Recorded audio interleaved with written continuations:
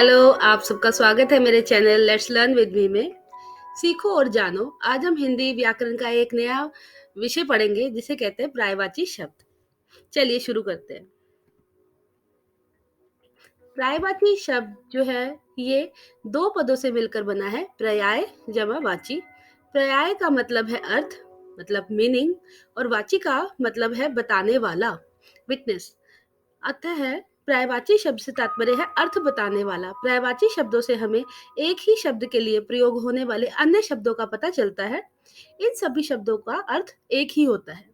तो इसी तरह से हम इसे पर्यायवाची को ही समानार्थक या समानार्थी शब्द भी कहते हैं।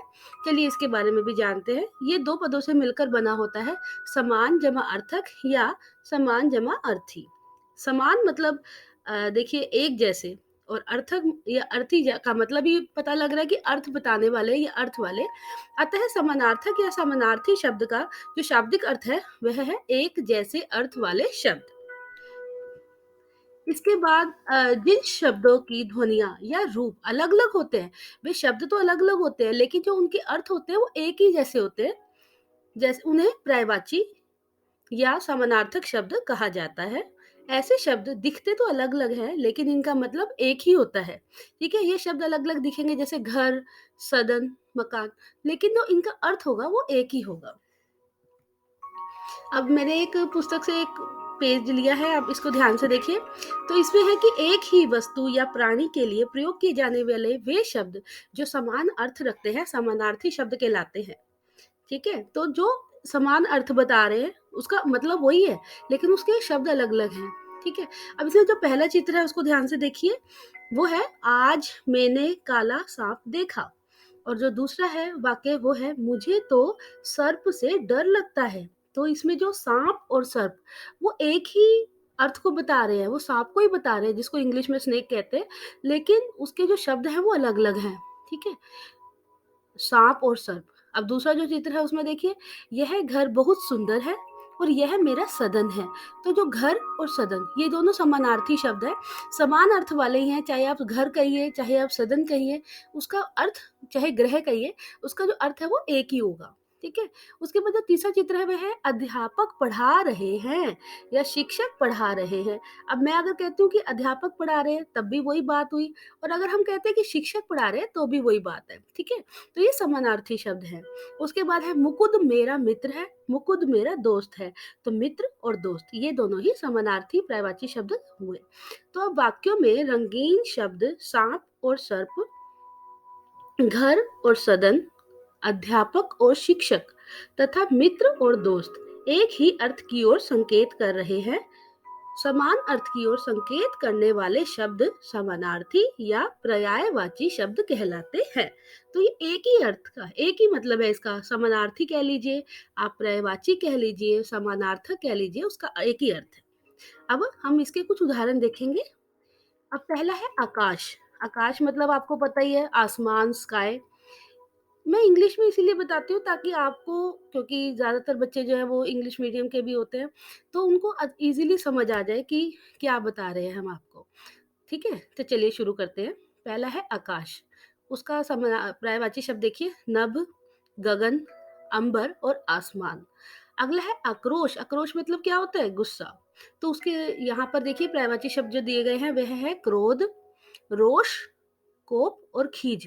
इन सब का मतलब वही है। अगर आप आक्रोश लगाते हो या आप क्रोध लगाते हो, मतलब उसका वही निकलेगा, लेकिन शब्द अलग-अलग दिए गए हैं। अगला है आज्ञा, हुक्म, फरमान, आदेश। उसके बाद है आधुनिक। आधुनिक होता है नूतन, नया, वर्तमान, वर्तमानकालीन। उसके बाद है आनंद। आनंद मतलब खुशी होती है, हैप्पीनेस होती है। तो उसका अर्थ देखिए हर्ष, खुशी और प्रसन्नता।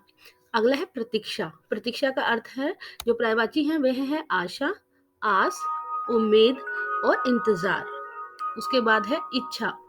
उसके पर्यायवाची है अभिलाषा, चाह, कामना, लालसा। अगला है इनाम। इनाम मतलब प्राइज, उसका है पुरस्कार, पारितोषिक, बख्शीश। उसके बाद देखिए इंद्र। इंद्र देवता है जिसका चित्र भी दिया गया है। उनके पर्यायवाची शब्द हैं देवेंद्र, देवेंद्र, देवेश और देवराज। उसके बाद है ईर्ष्या। ईर्ष्या करना, किसी से जलन करना, जेलसी जिसको हम बोलते हैं, ठीक है? तो उसके हो गए विद्वेष, जलन, कुढ़न और ढा। मैं किन्हीं में तो 3 अर्थ बताए हैं, किसी में 4 बताए हैं, आपकी मर्ज़ी है, आप चाहे 3 याद करिए या 4 याद करिए, ठीक है?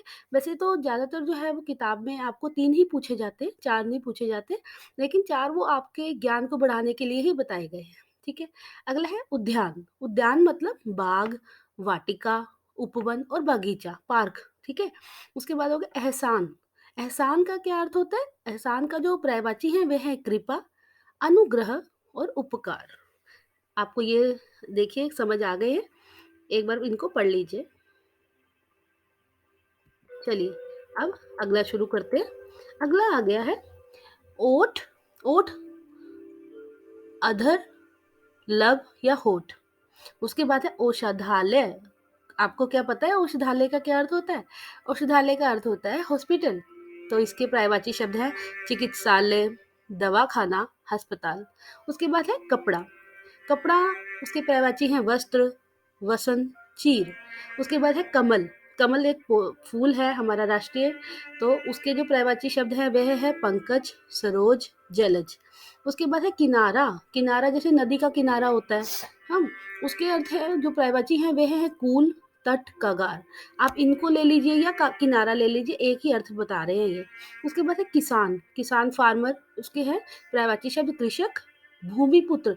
क्योंकि भूमिपुत्र क्यों कहा गया है कि भूमि का पुत्र किसान को बोला जाता है, तो पर्यायवाची है भूमिपुत्र। और हलधर, हल को धरने वाला। हल क्या होता है? जो किसान जो खेत जिससे बोता है ना उसे हल बोलते हैं। तो हल को धर, हल को धारण करने वाला, हलधर, ठीक है? पर्यायवाची शब्द है ये। उसके बाद है कोयल। कोयल को तो सभी जानते हैं, कोयल काले रंग का पक्षी होता है और बहुत ही सुरीला गाता है। अभी जब आम लगते हैं पेड़ों पर तब कभी आप सुनिएगा, उसकी बहुत ही सुरीली आवाज होती है। तो उसके जो पर्यायवाची शब्द है वह है कोकिला, वन प्रिया, वन को प्रिय लगने वाली, वन प्रिया और पिक। उसके बाद है गिरी। गिरी के जो पर्यायवाची हैं वह है पहाड़, शैल और भूधर। उसके बाद है ग्रह। ग्रह का हो गया वही जैसे हमने पहले भी अभी किया था चित्र में, घर, सदन, निकेतन और निवास। उसके बाद है गोद, जैसे माँ की गोद होती है, माँ की गोद में बच्चा खेल रहा है ना, तो उसको कहते हैं गोदी, क्रोड़ और अंक। फिर है चंद्रमा, जिसको मून बोलते हैं, चंद्र, शशि, राकेश और मयंक। चलिए अब आगे देखते हैं इसके कुछ उदाहरण। उसके बाद है असुर। असुर बोलते हैं डेविल को, ठीक है, राक्षस को। तो उसके हैं दैव्य, पर्यायवाची शब्द देखिए, दैव्य, दानव, राक्षस और निशाचर, ठीक है। उसके बाद है अहंकार। अहंकार मतलब प्राउडी होना, तो वो है गर्व, अभिमान, घमंड और मान। आँख, आँख के पर्यायवाची शब्द देखिए, लोचन, नयन, नेत्र, चक्षु। उसके बाद है आईना। आईना के पर्यायवाची है दर्पण, आरसी और शीशा। शीशा और आईना एक ही शब्द है, दर्पण और आईना, आरसी एक ही शब्द है, ठीक है।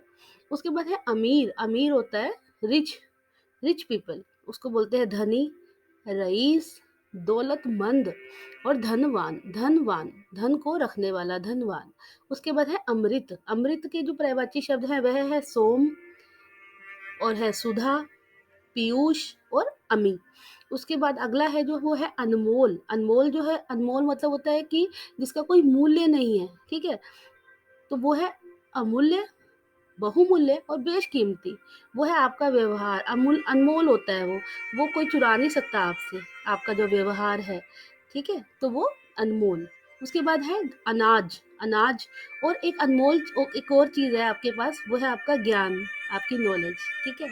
तो उसके बाद हो गया अनाज। अनाज, अनाज तो पता ही है आपको, जो आप खाते हैं, कनक हो गई, चावल हो गए, मक्का हो गया, ज्वार हो गई। तो उसके पर्यायवाची शब्द है अन्न, गल्ला, नाज और खाद्यान्न। उसके बाद है अनाथ। अनाथ जिसका कोई नहीं होता, ठीक है। तो उसके जो पर्यायवाची हैं वो है तीन, लावारिस, बेसहारा और अनाश्रित, जिसका कोई आश्रय नहीं है, जिसका कोई घर नहीं है, वो अनाथ है। उसके बाद है अनादर। अनादर के पर्यायवाची शब्द देखिए, अपमान, अवज्ञा, अवहेलना और तिरस्कार। तिरस्कार करना, अनादर करना। उसके बाद है अनिवार्य। अनिवार्य के देखिए पर्यायवाची शब्द है अत्यावश्यक, वश्यम भई भावी और परमावश्यक, ठीक है। अब इसके थोड़े से कुछ, हाँ, अब जो हमने आपको ये करवाए हैं, ये मैंने कुछ उदाहरण लिए थे, जिसके माध्यम से आपको पर्यायवाची शब्द समझाने की मैंने कोशिश की है और मुझे आशा है कि आपको समझ आ गए होंगे। तो बाकी जो आप और भी देख सकते हैं, अगर आपको और देखने हैं तो आप मैंने एक शॉर्ट भी बनाया है और आप अपनी पुस्तक में भी देख सकते हैं कि इसके और कुछ उदाहरण, ठीक है? तो यहीं पर ये विषय तो खत्म होता है, इसके साथ-साथ मैंने एक नया एक शुरुआत की है कुछ कि बूँद-बूँद से सागर। तो मैं सोचती हूँ कि थोड़ा-सा आपको और भी विषय में ज्ञान दिया जाए जिससे कि शायद आपकी जो जीके है उसको इम्प्रूव किया जा सके। तो क्या है भारत का राष्ट्रीय वृक्ष और इसे कब अपनाया गया? क्या आप जानते हैं? और अगर नहीं जानते हैं तो ये आगे ज़रूर देखिएगा। 1950 में भारत सरकार द्वारा इसकी उपयोगिता या विषय वैज्ञानिक महत्व के साथ पौराणिक महत्व को समझ ध्यान में रखते हुए भारत सरकार ने बरगद के पेड़ को राष्ट्रीय वृक्ष घोषित किया है। क्या आपने देखा है कभी? अब मैं आगे दिखाऊँगी आपको। तो बता दें कि बरगद का पेड़ भारत का राष्ट्रीय वृक्ष है और इसके अलावा इस वृक्ष को फाइकस बेगालेसिस भी कहा जाता है। साथ ही इस वृक्ष की शाखाएँ बहुत ही ज़्यादा घनी और लंबी होती हैं और ये बहुत ही पत्ते होते हैं इस पेड़ के ऊपर, ठीक है? बहुत घना पेड़ होता है ये। इसके अलावा बरगद का पेड़ जो है वृक्ष है जो वो बहुत ही घना और मजबूत वृक्ष होता है, जो कि काफ़ी लंबे समय तक नष्ट नहीं होता। इसकी उम्र बहुत लंबी होती है, 200, 250, 300 सालों तक ये जो है वो ज़िंदा रहता है। इसकी जो जड़ें होती हैं वो धरती के अंदर बहुत ही मजबूती से जो है वो धरती को, मिट्टी को पकड़ के रखती है। पहले समय में बहुत ज़्यादा बरगद के पेड़ होते थे क्योंकि पेड़ काटते नहीं थे लोग और गाँव में, शहरों में भी ये पाए जाते थे। लेकिन जैसे-जैसे आधुनिकीकरण हो रहा है और बड़े-बड़े शहर बन रहे हैं, पेड़ों को काटा जा रहा है, तो अब ये पेड़ बहुत कम देखने को मिलते हैं। गाँव में मिलते हैं और शहरों में भी बहुत थोड़े रह गए हैं। मुझे लगता है कि आने वाले सालों में ये बिल्कुल खत्म हो जाएँगे। तो हमें पेड़ों की रक्षा करनी चाहिए और पेड़ों को बचाना चाहिए। चलिए अब इसके चित्र देखते हैं। तो ये है बरगद का पेड़।